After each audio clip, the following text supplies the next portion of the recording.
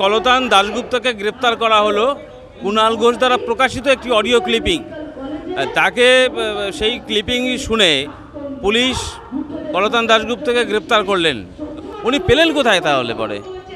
আমরা লাস্ট অনেক বছর ধরে বুঝতে পারছি, এবং লাস্ট এই 35 দিন 36 দিন যতদিন আমরা তিলোত্তমার জন্য আন্দোলন করছি, সেই শুরুর দিন থেকে আমাদের কাছে এটা খুব পরিষ্কার যে তৃণমূল দলটার সাথে এই মোমেন্টে দাঁড়িয়ে কলকাতা পুলিশের সাথে খুব একটা ফারাক আর নেই।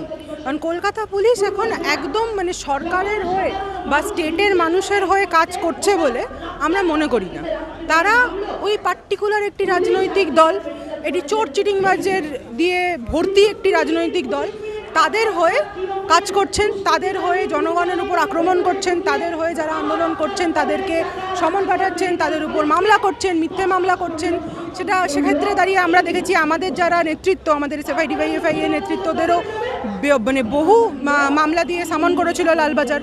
সেই একইভাবে পুলিশ আগের দিন যে কাজ করেছে, যে তাদের কাছে বোধহয় 2 বা 1.5 ঘন্টা আগে এই অডিও ক্লিপ গেছিলো, কিন্তু তারা নিজেরা প্রকাশ না করে সেটা কুণাল ঘোষের থ্রু প্রেস কনফারেন্সে আমার আপনার সামনে এসছে।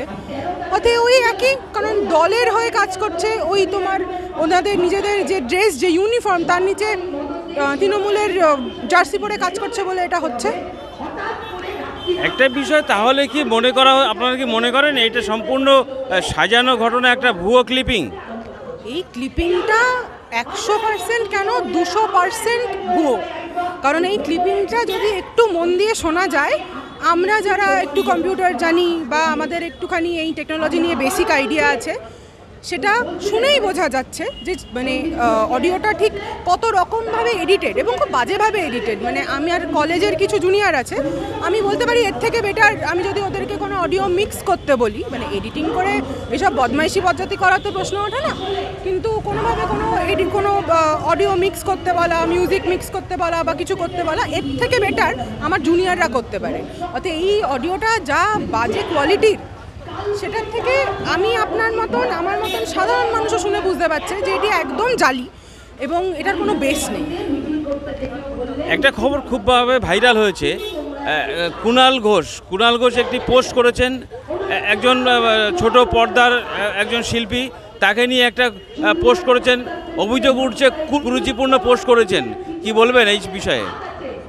কুরুচিপূর্ণ পোস্ট উনি করেছেন, তাতে খুব অবাক হয়েছেন, আর আমি তো হইনি। কারণ ওনাদের দলের যা ট্রেন্ড, মানে সেখানে দাঁড়িয়ে যখন যেখানে যে মহিলাই মানে আক্রমণ হয়েছে, যে মহিলার উপর, প্রত্যেকটি রেপের ভিকটিম হোক, মলেস্টেশনের ভিকটিম হোক, সেখানে দাঁড়িয়ে ওনাদের যে দলের যিনি প্রধান, যিনি নেত্রী, তিনি দাঁড়িয়ে যে টাইপের কথাবার্তা বলেছেন, যে ছোট ঘটনা বা ওখানে দাঁড়িয়ে বলেছেন মেয়েটির অ্যাফেয়ার ছিল, বেটি প্রেগনেন্ট ছিল।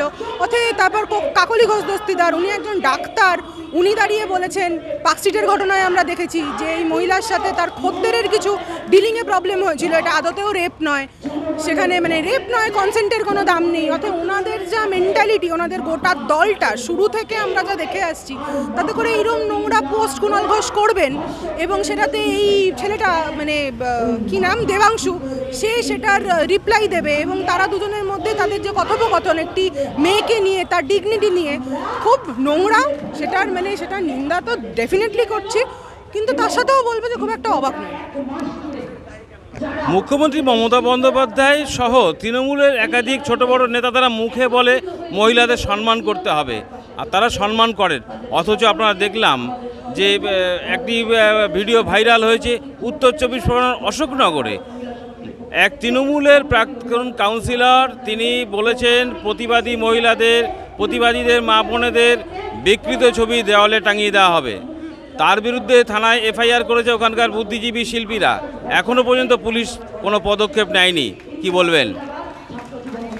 মানে তৃণমূল কংগ্রেস মহিলাদের সম্মান করে না, এটা বোধহয় আপনি রাস্তায় দাঁড়িয়ে যে কোনো কাউকে ধরে জিজ্ঞেস করুন। এটা মানে কি বলবো, দলমত নির্বিশেষে, মানে তাদের মতাদর্শ নির্বিশেষে এটা আপনার সাথে এগ্রি করবে যে কেউ মহিলাদের কেন, আমাদের রাজ্যে দাঁড়িয়ে উনি পুরুষদেরও সম্মান করেন না।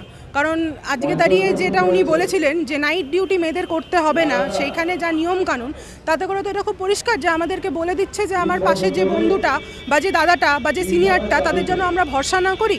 অর্থাৎ আপনি বলুন না উনি কাকে ভরসা করেন বা উনি কাকে সম্মান করেন। উনি মেয়েদেরকেও সম্মান করেন না। ওনার দলের লোকজনকে আমরা শুরু থেকে দেখে আসছি। তাপস পালের ঘটনা ধরুন, আপনি এখানে ধরুন, আপনি সন্দেশখালি দেখুন, ওনারই তো দলের শাহজাহান শেখ, তিনি দাঁড়িয়ে যে কাণ্ড ঘটিয়েছেন, যে নোংরামি ওখানে দিনের পর দিন দাঁড়িয়ে উনি করেছেন। অর্থাৎ তৃণমূল কংগ্রেস মেয়েদের, ছেলেদের, মানুষকে ইন জেনারেল কোনো রকমভাবে সম্মানও করে না। তাদের সিম্প্যাথি, এমপ্যাথি, কোনো রকম কোনো কনসার্ন সাধারণ আমার আপনার মতন মানুষের জন্য তৃণমূল কংগ্রেসের কোনো নেতার কোনো কারণ নেই। আপনি যদি সোশ্যাল মিডিয়াটা একটু ঘাটেন, আমি নিজে যে কলেজে পড়াশোনা করেছি সেই দৌলতে আমার প্রোফাইলে কিছু লোকজন আছে যারা তৃণমূলের ইউনিয়ন করে, তাদের যা পোস্ট, তাদের মেয়েদেরকে টার্গেট করে যা পোস্ট, বা ডাক্তারদের আন্দোলনকে টার্গেট করে যা নোংরা পোস্ট, সেখানে দাঁড়িয়ে আপনি দেখলেই বুঝতে পারবেন যে এই দলটার যে কালচারটা পুরোটাই মানুষ বিরোধী কালচার। সেখানে ছেলে মেয়ে ট্রান্সজেন্ডার কোনোটাই কোনো মানে স্পেসিফিক কেউ না, ওরা ইন জেনারেল যে কোনো লোকেরই বিরুদ্ধে, যে কোনো লোকের মান সম্মান ব্যক্তিত্বের বিরুদ্ধে। আপনাকে আমি একদম শেষ প্রশ্ন করব, আরজিকরের যে ঘটনা, ধর্ষণ এবং পরে খুন, তথ্য প্রমাণ লোপাট হয়েছিল, এই বিষয়ে আপনাদের পক্ষ থেকে একটা চাপ ছিল। সন্দীপ ঘোষকে আগে দুর্নীতির ইস্যুতে গ্রেপ্তার হয়েছিল, পরবর্তীকালে খুন এবং ধর্ষণ এবং খুনের ভিত্তিতে গ্রেপ্তার হয়েছে, সেই সঙ্গে গ্রেপ্তার হয়েছে টালা থানার ওসিও। তাহলে কি আপনারা মনে করছেন আপনাদের যে সন্দেহটা ছিল যে পুলিশের সঙ্গে জড়িত এবং বিনীত গোয়েলও জড়িত, এটা মনে করছেন?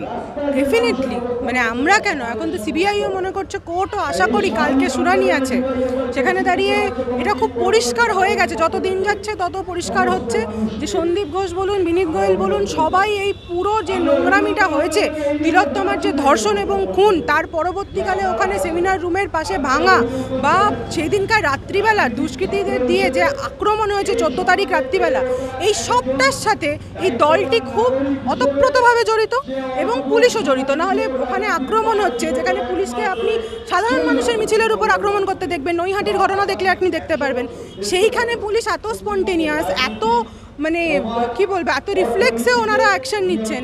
আর যখন একটা হসপিটাল ভাঙচুর করছে, অতগুলো লোকজন ঢুকে, সেখানে দাঁড়িয়ে তারা পালিয়ে গেল, তারা কিছু করলো না। তো ডেফিনেটলি এরা অত্যন্তভাবে, এবং শুধু এই ঘটনা না, আজকে দাঁড়িয়ে সন্দীপ ঘোষের যে আমরা দেখতে পেলাম যে তাকে পদত্যাগ করা, তার নাকি পদত্যাগের আর্জি স্বীকার করা হয়নি। বিনীত গোয়েল বলেছেন যে আমি পদত্যাগ করতে চাই, কিন্তু ওপর মহল থেকে না বললে তো আমি করতে পারি না। কেন ওপর মহল থেকে বলছে না? কারণ ওপর মহলের তো একাধিক দুর্নীতির ব্যাপার স্যাপার আছে, এবং সেই দুর্নীতির সাথে এই সন্দীপ ঘোষ শুরুর থেকে জড়িয়ে আছে।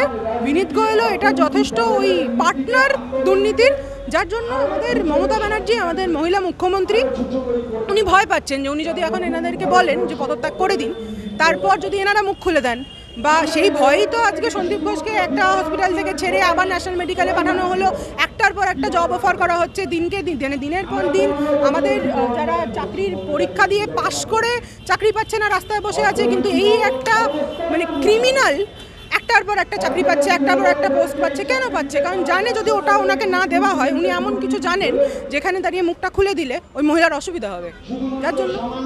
আগামী দিনে আপনাদের পদক্ষেপ কী হবে? এই কলতান দাশগুপ্তের অন্যায়ভাবে, আপনাদের কথা মতো অন্যায়ভাবে গ্রেপ্তারি এবং এই আরজিকরের ইস্যু, আগামী দিনে আপনাদের আন্দোলনের আপনাদের পদক্ষেপ কী হবে?